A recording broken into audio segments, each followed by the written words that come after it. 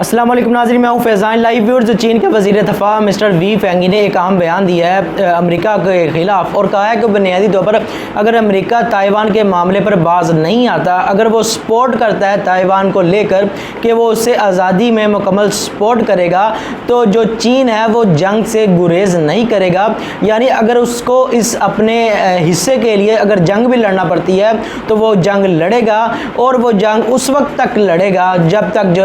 तक जो है वो अपना हक ले नहीं लेता। और साथ ही साथ जो है वो चीन ने कहा है चाहे वो उसे जितनी भी कीमत जो है वो उसे अदा करनी पड़े। तो शंग्रीला कॉन्फ्रेंस हुई है जनूबी एशिया सिक्योरिटी कॉन्फ्रेंस के हवाले से बुनियादी तौर पर सिंगापुर में। वहाँ पर उन्होंने एक बयान दिया है जहाँ पर जो है अमेरिका के वज़ीर दफ़ा लॉयड ऑस्टिन भी मौजूद थे। उन्होंने कहा कि बुनियादी तौर पर लॉयड ऑस्टिन ने कहा कि जो चीन है उसकी दरअंदाज़ी ताइवान के मामले पर बहुत ज़्यादा बढ़ती जा रही है। उनके जो जहाज़ हैं, उनकी जो परवाज़ें हैं ताइवान के रीजन में बुनियादी पर वो बहुत ज़्यादा हो गई हैं, और इस हवाले से जो अमेरिका है वो अपना किरदार अदा करता रहेगा। उनकी तरफ से यह बयान आया। व्यूअर्स, ये है तो सिर्फ एक बयान। चीन की तरफ से जो बयान आया है ये इस लिहाज से बहुत ज़्यादा अहमियत रखता है कि चीन ने कभी भी इतनी सख्त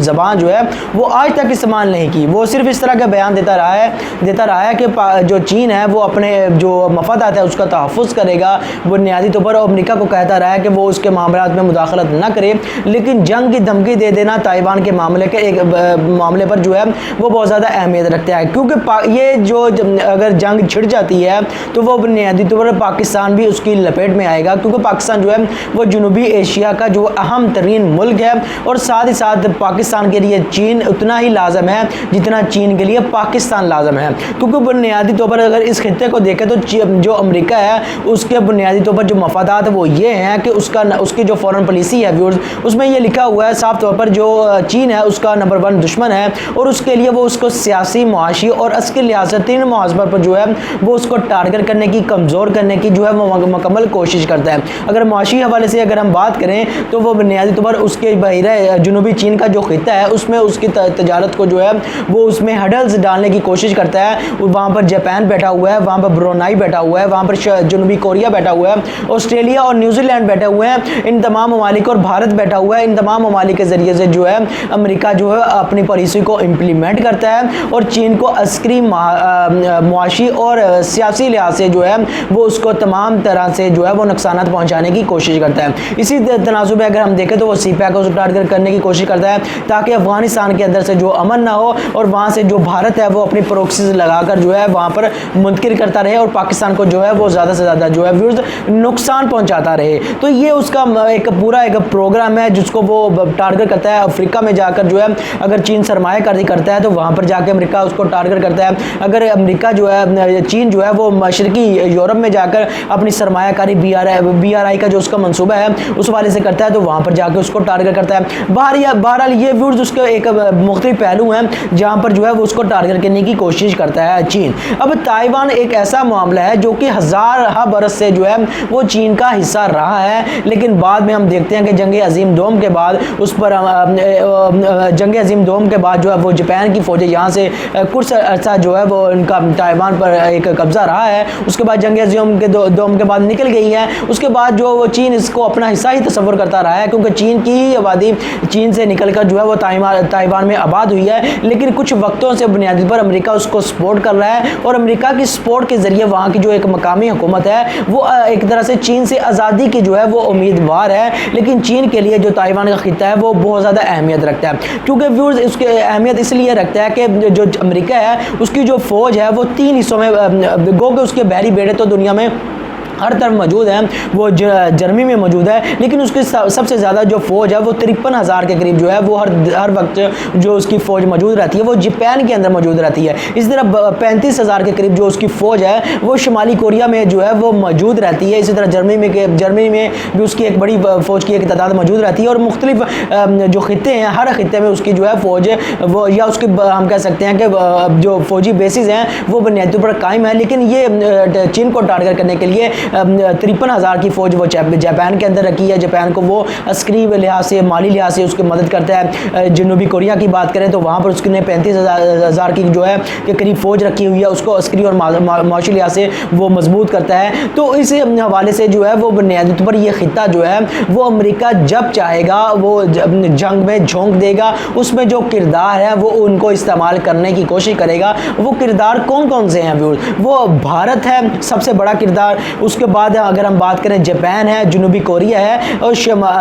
ऑस्ट्रेलिया है और न्यूजीलैंड है। ये 5-6 के करीब ऐसे ममालिक हैं जो कि एक बड़ा बुनियादी तौर पर बड़े किरदार हैं इस खिते में पाकिस्तान को और चीन को अंडू करने के लिए या इनको टारगेट करने के लिए, क्योंकि बुनियादी तौर पर पाकिस्तान एक ऐसा मुल्क है जिसके पास दुनिया की स्ट्रॉन्ग या मजबूत तरीन आर्मी है, जिसको इस्तेमाल करते हुए बुनियादी तौर पर पाकिस्तान की जो एक ताकत है वो बहरहाल बरकरार रहती है। अब मसला सारा ये है कि वो चीन को अस्करी, माशी और सियासी लिहाज से टारगेट करने के लिए कोई वजूह जो है वो तलाश करता है, और जो बुनियादी तौर पर टारगेट बनाता है वो ताइवान को बनाता है, वो हांगकांग को बनाता है, वो बुनियादी तौर पर जो है जो संख्या के मुसलमान हैं उनकी आबादी पर जो है वो बुनियादी पर उन ये तीनों मामलों को बुनियाद बनाता है। और इमरान खान जो है वो जब अपने दौरे हुकूमत में चीन के दौरे पर गए थे तो इन तीनों जो पॉइंट थे जो अमेरिका टारगेट बनाता है चीन के खिलाफ कार्रवाई करने के लिए, इन तीनों पर जो है वो मौक़िफ़ तस्लीम कर लिया था। चीन का पाकिस्तान ने मौक़िफ़ तस्लीम कर लिया था।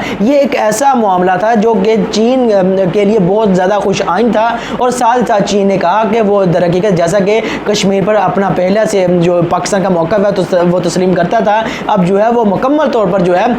और पाकिस्तान का मौक़िफ़ चीन के मामले पर जो है कश्मीर के मामले पर तस्लीम करता है। तो ये दोनों तरफ से एक इंगेजमेंट हुई थी कि पाकिस्तान की तरफ से भी और चीन के भी तरफ से। अब मामला व्यूअर्स ये है कि जो अमेरिका है उसने यहाँ पर जो है वो बुनियादी प्रोक्सीज लगाई हुई हैं, प्रोक्सीज की शक्ल में लगाई हुई हैं, उसने मुआहिदात किए हुए हैं क्वाड की शक्ल में। एक सबसे अहम मुआहिदा है क्वाड की शक्ल का मुआहिदा क्या है, उसमें ऑस्ट्रेलिया शामिल है, जापान शामिल है, भारत शामिल है और अमेरिका शामिल है। 4 के करीब ये ममालिक इस क्वाड में शामिल है, और उसके बुनियादी तौर पर एक मुशावरती एक जो ग्रुप कहा जाता है, लेकिन बुनियादी तौर पर ये एक अस्करी मुआहिदा है इन चारों ममालिक के दरमियान चीन को टारगेट करने के लिए, और बुनियादी तौर पर इस तरफ से जो है पाकिस्तान को टारगेट करने के लिए भारत को बुनियादी तौर पर रखा हुआ है। और बुनियादी तौर मकसद सारा यह है कि चीन को अस्करी लिहाज से, मुआशी लिहाज से और बुनियादी तौर पर जो सियासी लिहाज से जो है अंडू किया जा सके, उसको कमज़ोर किया जा सके, ताकि जो अमेरिका के मुकाबले में जो चीन है वो उभर कर दूसरी ताकत के तौर पर जो है सामने ना आ जाए, और दुनिया को जो है वो जो पोलर है वही रखा जाए, यानी दुनिया में एक ही ताकत जो है वो मौजूद होनी चाहिए, वो अमेरिका है। तो क्वाड के नाम से एक मुआहिदा रखा हुआ है, और दूसरा मुआहिदा जो है वो 5 आइज़ के नाम से है। इसमें 5 के करीब ममालिक शामिल है। ये एक इंटेलिजेंस शेयरिंग का एक मुआहिदा है जिसमें न्यूजीलैंड भी शामिल है, और बुनियादी इसका मकसद ये है कि चीन को टारगेट करने के लिए, उसको ज़्यादा से ज़्यादा नुकसान पहुँचाने के लिए जो इंटेलिजेंस इंफॉर्मेशन इकट्ठी की जाती है इन तमाम 5 ममालिक की तरफ से, वो एक दूसरे से जो है वो उसकी शेयरिंग की जाएगी, तबादला किया जाएगा, मुंतकली की जाएगी, ताकि ज़्यादा से ज़्यादा जो है वो मालूमात से जो है फ़ायदा हासिल किया जा सके, और उस मालूमात के ज़रिए से जो नताइज हैं वो अक्स किए जा सके। उन नताइज के को सामने रखते हुए जो पॉलिसी है वो उसको वो जो है मुस्तकबिल की पॉलिसी को जो है वो डिवेल्प किया जा सके। तो ये दूसरा मुआहिदा व्यूज़ हो गया। अब तीसरा मुआहिदा जो किया वो 2021 में किया है, वो अमेरिका के ज़रिए आकोस के नाम से किया गया है। आकोस में जो अमेरिका शामिल है, यूके यानी बरतानिया शामिल है और ऑस्ट्रेलिया शामिल है। उसमें क्या है जी, जो ऑस्ट्रेलिया उसको सबमरीन यानी जंगी आबदोज बनाने के लिए अमेरिका और जो बरतानिया है वो उसको एक आला किस्म की जो टेक्नोलॉजी है वो प्रोवाइड करेंगे, मुहैया करेंगे, ताकि जो है वो जंगी आबदोज़ें बना सके और चीन के को जो है वो टारगेट कर सके। इस हवाले से फ्रांस से पहले मुआहिदा हुआ था ऑस्ट्रेलिया का, उनके दरमियान क्लैश भी हो गया था, लेकिन आज जो है वो मुमकिन तौर पर जो है आज ही 500 या 600 मिलियन डॉलर के करीब जो वो मुआहिदा है उसकी कीमत जो है वो ऑस्ट्रेलिया की तरफ से फ्रांस को अदायगी कर दी गई है। अब जो फ्रांस है उसका बुनियादी तौर पर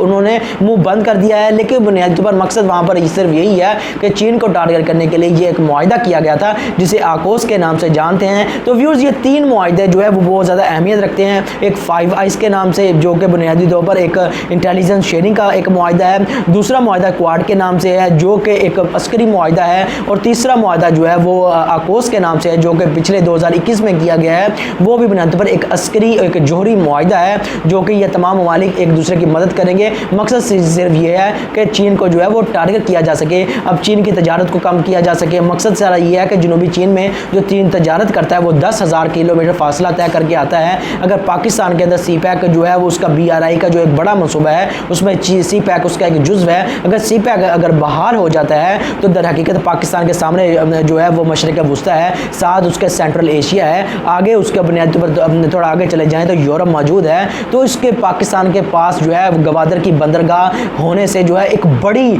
जो इकोनॉमी है, एक बड़ी मार्केट है, जो पाकिस्तान की और चीन की मईशत को बूम कर सकती है। उसकी मईशत में या इस खित्ते में जो है इन दो ममालिक को जो है वो एक अपने पाँव पर खड़ा होने पर जो है मजबूर कर सकती है। इसीलिए वो इसको टारगेट करने के लिए ये जो है मामला कर रहे हैं और ताइवान को छेड़ने की कोशिश कर रहे हैं अमेरिका। और मकसद सारा ये है कि चीन को किसी ना किसी तरीके से इस सारी चाल में फांसा जाए और ताइवान को बुनियाद बनाते हुए किसी तरीके से जो है वो जंग में इस खित्ते को झोंक दिया जाए। और अमेरिका कभी भी इस जंग में शरीक नहीं होगा। वो उनकी जो ये जो प्रोक्सीज लगाई हुई हैं इन ममालिक की शक्ल में, इनको फंड करेगा, इनको अस्करी ताकत मुहैया करेगा और चीन की ताकत को जो है वो तोड़ने की, उसको ख़त्म करने की कोशिश करेगा। लेकिन ये बहुत ज़्यादा मुश्किल होगा क्योंकि चीन की इकॉनमी बहुत बड़ी है, चीन की अस्करी ताकत बहुत बड़ी है, चीन की सियासी अप्रोच अब बहुत ज़्यादा बड़ी हो चुकी है, जो कि हर डिक्लाइन पावर व्यूज़ हमेशा से ऐसा ही करती आई है कि जब वो एक दूसरी ताकत उभरती है तो वो उसको जो ख़त्म करने के लिए अपनी पूरी सरमाया, अपनी पूरी स्ट्रेटजी, अपनी पूरी पॉलिसी जो है वो उस जंग में झोंक देती है। यही जो है अमेरिका इस खित्ते में साफ तौर पर हमें करता हुआ दिखाई देता है। मकसद सारा ये है कि 10,000 किलोमीटर का फासला तय करके चीन का जब बहरी जहाज़ जो है या बहरी बेड़ा जो है वो पाकिस्तान की गवादर बंदरगाह पर पहुंचता है तो उसको बहुत से मुश्किलात से गुजर कर यहाँ पर पहुँचना पड़ता है। अब अगर सी पैक की जो काशगर से लेकर गवादर का तक का जो एक सी पैक का जो एक पूरा मंजरनामा है, अगर वो शाहराह जो है वो बहाल हो जाती है तो वो 10,000 किलोमीटर का जो फासला है वो सिमट कर जो है वो 3400 किलोमीटर रह जाएगा। तो जो महीनों का सफ़र है वो सिर्फ 10 दिन में या हफ्तों का वो सफ़र रह जाएगा। और जो एक बड़ी इकोनॉमी है, एक बड़ी मार्केट है जो मशरिक़ वुस्ता की शक्ल में, सेंट्रल एशिया की शक्ल में और यूरोप की शक्ल में, वो गवादर की बंदरगाह के साथ जो है वो चीन के साथ जो है वो उसके सामने मौजूद होगी, जिससे पाकिस्तान भी मौजूद होगा, मजबूत होगा और चीन भी मजबूत होगा। और चीन और पाकिस्तान इस तनाजुर में एक दूसरे के लिए लाजमा मलजूम है कि वो दर हकीकत एक दूसरे की इस मामले पर मदद करें और दर हकीकत जो है वो अपने मफादात का जो है या अपनी सोवरेंटी का जो है वो तहफ़्फ़ुज़ करें। क्योंकि बुनियादी तौर पर इस खित्ते के अंदर जो एक तरह से प्लेयर है वो अमेरिका है या चीन है। और उसके अमेरिका के साथ अगर बात करें जिसके मफादात टैली करते हैं या मिलते हैं वो सिर्फ भारत है, ऑस्ट्रेलिया है, न्यूजीलैंड, जापान है और जो है वो बुनियादी तौर पर